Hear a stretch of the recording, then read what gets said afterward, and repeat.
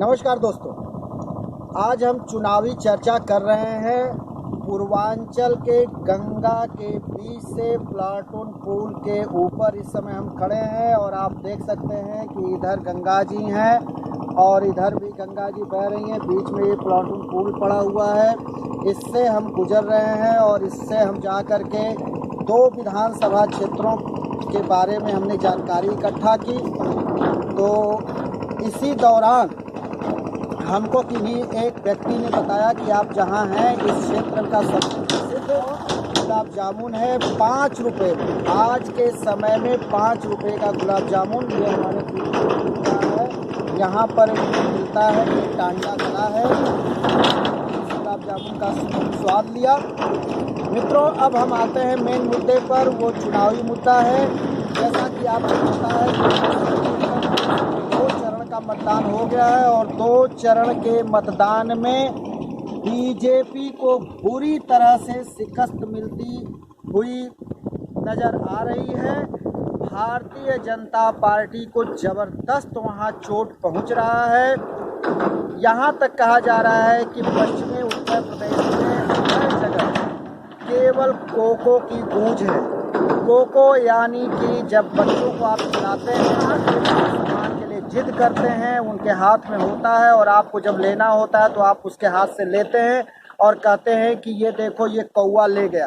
तो बच्चा जो है ऊपर देखने लगता है और आप अपने सामान को छुपा लेते हैं। वैसे ही वहाँ का एक प्रचलन है। वहाँ इस समय जो है लोगों का तकिया कलाम हो गया है। लोग एक ही बात कह रहे हैं कि बीजेपी का वोट कोको ले गया, अर्थात चिड़िया ले गई, कौवा ले गया। अब रही तीसरे चरण के चुनाव की बात।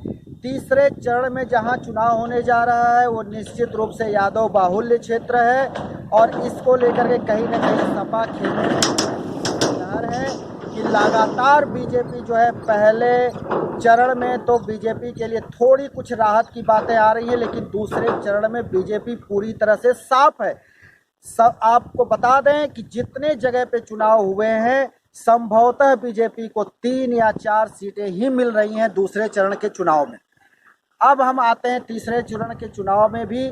यहाँ पर बीजेपी काफ़ी निराशा से वो परेशान है। वो गर्मी नहीं दिख रही है जो 2014, 2017, 2019 में भारतीय जनता पार्टी में चुनाव को लेकर गर्मी दिखती थी। जिस हिसाब से उनके आक्रामक तेवर होते थे प्रचार प्रसार में, वो इस बार गायब है।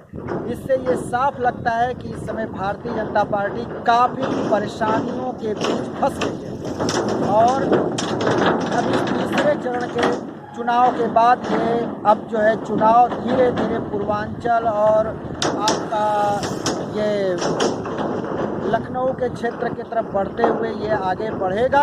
और अब ये देखना होगा कि क्या पश्चिमी उत्तर प्रदेश में जो हवा चल रही है दिख रहा है, क्या वही ट्रेंड पूर्वांचल में बना रहता है।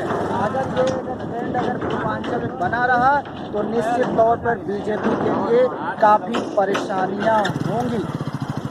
अब हम मित्रों बता दें कि ये वाराणसी क्षेत्र के लगे हुए ये विधानसभा क्षेत्र हैं और इन दोनों विधानसभा क्षेत्रों का जहाँ जहाँ हम गए हैं वहाँ पर ये पूरी तरह से ये लोगों का कहना है कि बीजेपी इस बार फंस चुकी है। बीजेपी को इस बार मतदान कम हो रहे हैं।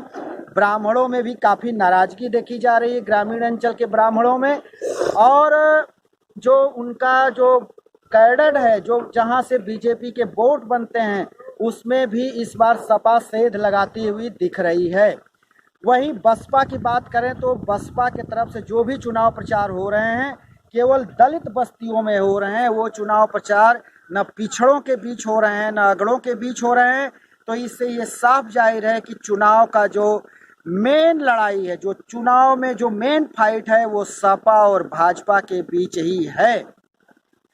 मित्रों, अब हम अगले दिन बनारस के उन सीटों की हम चर्चा करेंगे जो प्रधानमंत्री नरेंद्र मोदी के संसदीय क्षेत्र में आते हैं। वो विधानसभा 8 विधानसभा हैं और उनकी हम चर्चा कल करेंगे। तब तक के लिए नमस्कार।